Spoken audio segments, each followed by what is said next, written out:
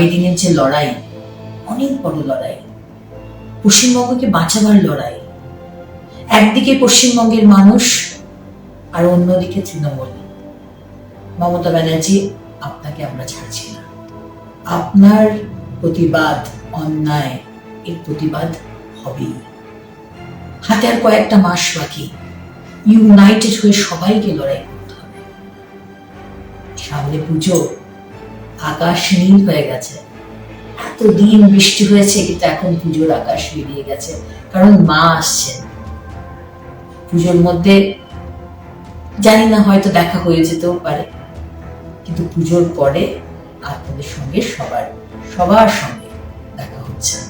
ভালো থাকবেন, সুস্থ থাকবেন, পুজো খুব ভালো কাটুক। বাংলা হান্টের আরো খবর দেখতে নজর রাখুন। বাংলা খবর মানেই বাংলা হান্ট।